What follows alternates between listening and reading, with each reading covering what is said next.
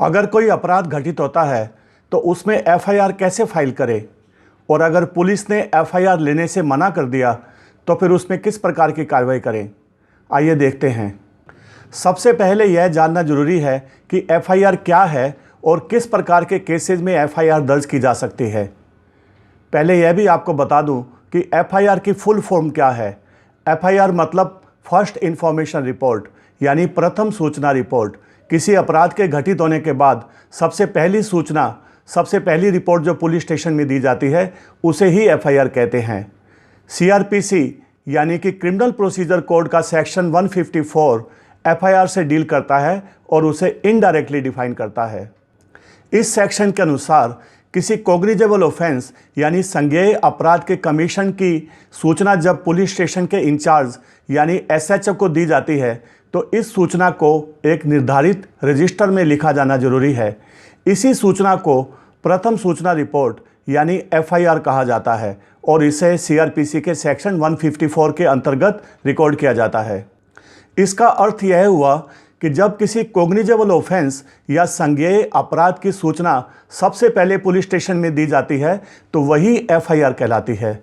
अब प्रश्न यह है कि कॉग्निजेबल ऑफेंस क्या होता है। आइए देखते हैं। सीआरपीसी के सेक्शन 2 के अनुसार किसी ऑफेंस या अपराध में अगर कोर्ट के वारंट के बिना ही पुलिस को गिरफ्तार करने का अधिकार हो तो उस ऑफेंस को कॉग्निजेबल ऑफेंस कहा जाता है, और जिस ऑफेंस में पुलिस को कोर्ट के वारंट के बिना गिरफ्तार करने का अधिकार नहीं है उसे नॉन कॉग्निजेबल ऑफेंस कहा जाता है, यानी असंज्ञेय अपराध। लेकिन हमें कैसे पता चलेगा कि कौन सा अपराध कॉग्निजेबल है और कौन सा अपराध नॉन कॉग्निजेबल है? इसे हम दो तरह से देख सकते हैं। ज़्यादातर ऑफेंसेज इंडियन पिनल कोड यानी आईपीसी में डिफाइन कर दिए गए हैं, और कुछ ऐसे ऑफेंसेज भी हैं जो अन्य अधिनियमों या अन्य एक्ट्स में भी डिफाइन किए गए हैं। तो आईपीसी में जो ऑफेंसेज डिफाइन है उसके लिए हमें सीआरपीसी के फर्स्ट शेड्यूल को देखना पड़ेगा, क्योंकि सीआरपीसी के फर्स्ट शेड्यूल में आईपीसी का कौन सा ऑफेंस कॉग्निजेबल है और कौन सा ऑफेंस नॉन कॉग्निजेबल है यह लिखा गया है। अगर मान लीजिए कोई दूसरा ऑफेंस है जो किसी अन्य एक्ट के अंतर्गत हुआ है तो उस एक्ट के अंतर्गत ही सबसे पहले हमें देखना पड़ेगा कि उस एक्ट के अंतर्गत जो ऑफेंस आते हैं वो कॉग्निजेबल है या फिर नॉन कॉग्निजेबल है। इसका मतलब यह हुआ कि आईपीसी के अंडर डिफाइंड कोई ऑफेंस जैसे मर्डर, रेप, चोरी वगैरह कॉग्निजेबल है या फिर नॉन कॉग्निजेबल, यह देखने के लिए सीआरपीसी के फर्स्ट शेड्यूल को हमें देखना पड़ेगा। और अगर कोई अन्य एक्ट में कोई ऑफेंस डिफाइंड है तो सबसे पहले उसी एक्ट को ही देखना पड़ेगा। लेकिन यदि किसी अन्य एक्ट में कोई ऑफेंस कॉग्निजेबल है या नहीं, इस बारे में उस एक्ट में अगर कोई स्पष्ट कोई उल्लेख नहीं है तो फिर हमें जनरल रूल को अप्लाई करना पड़ेगा। और यह जनरल रूल इस प्रकार से है कि यदि किसी ऑफेंस में 3 साल या तो उससे अधिक का कारावास हो, इम्प्रिजनमेंट हो, तो वह ऑफेंस कॉग्निजेबल होगा, और अगर किसी में 3 साल से नीचे तक का इम्प्रिजनमेंट हो तो वह ऑफेंस नॉन कॉग्निजेबल कहलाएगा। उदाहरण के लिए मैं आपको सीआरपी का फर्स्ट शेड्यूल दिखाता हूं। आप देखिए, section 302 murder, section 376 rape, section 379 चोरी, और उसी प्रकार से 498A जो कि मैट्रिमोनियल डिस्प्यूट्स में लागू होता है, ये सभी ऑफेंसेस कॉग्निजेबल हैं। आइए एक उदाहरण हम किसी अन्य एक्ट का भी देख लेते हैं। उदाहरण के लिए हम एनडीपीएस एक्ट को लेते हैं। एनडीपीएस एक्ट का सेक्शन 37 यह डिक्लेयर करता है कि इस एक्ट के अंतर्गत जो भी ऑफेंसेस हैं वो सारे के सारे कॉग्निजेबल ऑफेंसेस हैं। तो इस प्रकार से हम जान सकते हैं कि कौन सा ऑफेंस कॉग्निजेबल है और कौन सा ऑफेंस नॉन कॉग्निजेबल है। जैसे कि मैंने पहले बताया, एफआईआर सिर्फ कॉग्निजेबल ऑफेंस के कमीशन के बारे में ही फाइल की जा सकती है, ऐसा सीआरपीसी के सेक्शन 154 में क्लियरली लिखा गया है। लेकिन मान लीजिए जो अपराध घटित हुआ है अगर वह नॉन कॉग्निजेबल ऑफेंस है तो उसमें एफआईआर दायर नहीं की जा सकती है। उसमें आप जुडिशियल मजिस्ट्रेट की कोर्ट में जाकर के प्राइवेट कंप्लेंट दायर कर सकते हैं। पुलिस को नॉन कॉग्निजेबल ऑफेंस में इन्वेस्टिगेशन करने की पावर खुद ब खुद नहीं है, लेकिन अगर मजिस्ट्रेट ने पुलिस को एम्पावर किया तो नॉन कॉग्निजेबल ऑफेंस में भी पुलिस उसमें जांच कर सकती है। अगला प्रश्न यह है कि पुलिस स्टेशन में एफआईआर रजिस्टर करने के लिए जो रिपोर्ट आप देने वाले हैं, जो कंप्लेंट आप देने वाले हैं, उसमें क्या लिखना चाहिए। सबसे पहले यह जान लें कि पुलिस स्टेशन में रिपोर्ट देने के लिए कोई भी निर्धारित फॉर्म या फिर प्रेस्क्राइब्ड फॉर्मेट नहीं है। एफआईआर आप नॉर्मल पेपर पर जैसे आप कोई नॉर्मल एप्लीकेशन लिखते हैं उस प्रकार से लिख करके भी पुलिस स्टेशन में दे सकते हैं। लेकिन इस बात का ध्यान रखें कि आपकी कंप्लेंट में जो जो मेन फैक्ट्स हैं आपके ऑफेंस के बारे में वो सभी आपकी कंप्लेंट में आ जाने चाहिए, ताकि उन फैक्ट्स से यह क्लियर हो सके कि आपकी रिपोर्ट के अनुसार जो भी फैक्ट्स हैं उसमें कॉग्निजेबल ऑफेंस बनता है, तभी पुलिस स्टेशन उसमें कार्रवाई कर पाएगा। और मान लीजिए अगर आपके केस में एक से ज़्यादा अपराध हुए हैं, जैसे कि मान लीजिए एक्सीडेंट का केस है तो उसमें एक्सीडेंट के साथ साथ कई बार मार भी लगती है, तो इस प्रकार के केस में अगर एक से ज़्यादा अपराध हुए हों तो उन प्रत्येक अपराध के बारे में आपकी रिपोर्ट में, आपकी कंप्लेंट में मेन फैक्ट सारे आ जाने चाहिए, जिनसे यह क्लियरली दिख जाए कि किस प्रकार से कॉग्निजेबल ऑफेंस उन पर्टिकुलर ऑफेंसेस के बारे में हुआ है, तभी पुलिस स्टेशन उसमें कार्रवाई कर पाएगा। लेकिन आप यह भी जान लें कि पुलिस स्टेशन में एफआईआर रजिस्टर कराने के लिए लिखित सूचना ही देनी पड़ेगी, ऐसा आवश्यक नहीं है।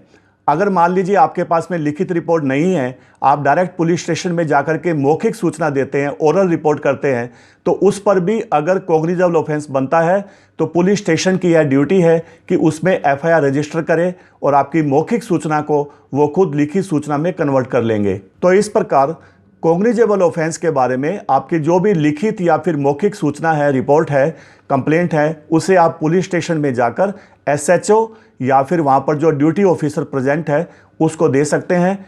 उस रिपोर्ट के आधार पर अगर कोई कॉग्निजेबल ऑफेंस बनता है तो उसमें पुलिस स्टेशन को एफआईआर रजिस्टर करना मैंडेटरी है। यह है सेक्शन 154 सीआरपीसी में ही क्लियर लिखा है और इसके ऊपर 2013 में सुप्रीम कोर्ट के एक 5 जज के कॉन्स्टिट्यूशन बेंच ने भी एक क्लियरली रूलिंग दी है कि अगर मान लीजिए जो रिपोर्ट आप पुलिस स्टेशन में देते हैं उससे अगर कॉग्निजेबल ऑफेंस बनता है, ऐसा क्लियर दिखता है, तो पुलिस स्टेशन को उस पर एफआईआर रजिस्टर करना मैंडेटरी है। कॉग्निजेबल ऑफेंस के केस में एफआईआर रजिस्टर करना पुलिस के लिए मैंडेटरी है। यह डायरेक्शन सुप्रीम कोर्ट ने ललिता कुमारी वर्सेस गवर्नमेंट ऑफ यूपी के केस में दी थी 2013 में। लेकिन इस केस में सुप्रीम कोर्ट ने साथ में यह भी कहा था कि कुछ स्थितियों में एफआईआर रजिस्टर करने से पहले पुलिस एक प्राथमिक इंक्वायरी या प्रिलिमिनरी इंक्वायरी भी कर सकती है। यह स्थितियां हैं, पहला मैट्रिमोनियल डिस्प्यूट्स, फैमिली डिस्प्यूट्स, दूसरा है कमर्शियल डिस्प्यूट्स, तीसरा है मेडिकल नेग्लिजेंस केसेस, चौथा है करप्शन केसेस और पांचवी कैटेगरी है केसेस जिनमें कंप्लेंट फाइल करने में काफ़ी देर हो गई है, जैसे 3 महीने से ज़्यादा देर हुई हो कंप्लेंट देने में। सेक्शन 154 सीआरपीसी के अनुसार एफआईआर रजिस्टर करने के बाद उसकी एक कॉपी फ्री ऑफ कॉस्ट आपको देना पुलिस के लिए ज़रूरी है। आपको मैं एफआईआर फॉर्म का एक कॉपी भी दिखा देता हूं, जिससे आपको अंदाज़ लग जाएगा कि किस प्रकार का एफआईआर का फॉर्मेट होता है, जिसकी कॉपी आपको मिलेगी। कॉग्निजेबल ऑफेंस की स्थिति में सेक्शन 154 के अनुसार एफआईआर करना मैंडेटरी है। उसी प्रकार सुप्रीम कोर्ट का ललिता कुमारी के जजमेंट के हिसाब से भी अगर कोई कॉग्निजेबल केस होता है तो उसमें एफआईआर करना कंपलसरी है। लेकिन मान लीजिए इस सब के बावजूद अगर पुलिस आपकी रिपोर्ट पर कोई भी कार्रवाई नहीं करती है और एफआईआर रजिस्टर नहीं करती है, तो फिर आप क्या करेंगे? इस स्थिति में अगर पुलिस स्टेशन आपकी कॉग्निजेबल ऑफेंस की रिपोर्ट पर भी एफआईआर रजिस्टर करने से मना करता है या उसमें देरी करता है, तो आप सेक्शन 154(3) के अनुसार अपने ज़िले के सुपरिंटेंडेंट ऑफ पुलिस यानी एसपी के पास में एक लिखित सूचना भेज सकते हैं या उनको मिल करके आप अपनी पूरी रिपोर्ट दे सकते हैं कि किस प्रकार से पुलिस ने आपकी रिपोर्ट पर भी कोई भी एफआईआर रजिस्टर नहीं की है। एसपी को यह अधिकार कानून के अंतर्गत दिया गया है कि वह आपकी रिपोर्ट के ऊपर एक एफआईआर रजिस्टर करवा सकता है अगर उसमें कॉग्निजेबल ऑफेंस हुआ है ऐसा दिख रहा है। तो यदि आप किसी ऐसे शहर में रहते हैं जहां पर पुलिस कमिश्नर सिस्टम हो, तो आप उस शहर के कंसर्न डीसीपी से मिलकर अपनी रिपोर्ट के बारे में बता सकते हैं। लेकिन मान लीजिए एसपी या फिर डीसीपी को भी रिपोर्ट करने के बाद आपकी कंप्लेंट पर एफआईआर रजिस्टर नहीं होती है, तो फिर आप क्या करेंगे? तो इस स्थिति में आप अपने एरिया के जुडिशियल मजिस्ट्रेट या फिर मेट्रोपॉलिटन मजिस्ट्रेट की कोर्ट में जाकर अपनी कंप्लेंट वहाँ दे सकते हैं सेक्शन 156(3) के अंतर्गत। और इस सेक्शन के आधार पर मजिस्ट्रेट को यह पावर है कि वह पुलिस स्टेशन को आपकी रिपोर्ट के आधार पर एफआईआर रजिस्टर कर उसमें जांच इन्वेस्टिगेशन करने का आदेश दे सकते हैं। लेकिन मान लीजिए आपको मजिस्ट्रेट कोर्ट से भी इस बारे में कोई भी न्याय नहीं मिला, तो फिर आप एक रिवीजन पिटीशन या रिवीजन एप्लीकेशन सेशंस कोर्ट में दे सकते हैं मजिस्ट्रेट कोर्ट के आदेश के खिलाफ, और सेशन कोर्ट उसमें पुलिस को एफआईआर रजिस्टर करने के लिए डायरेक्शन ददे सकती है।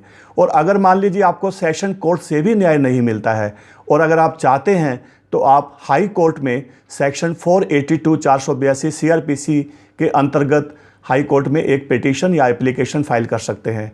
और अगर आप चाहें तो उसके बाद ज़रूरत पड़े तो आप सुप्रीम कोर्ट में भी एसएलपी फाइल कर सकते हैं। और अगर आपका केस कन्विंसिंग है, आपके केस के आधार पर कॉग्निजेबल ऑफेंस बनता हुआ दिखता है, तो वहाँ से भी आपको न्याय मिल सकता है और उसमें एफआईआर रजिस्टर की जा सकती है।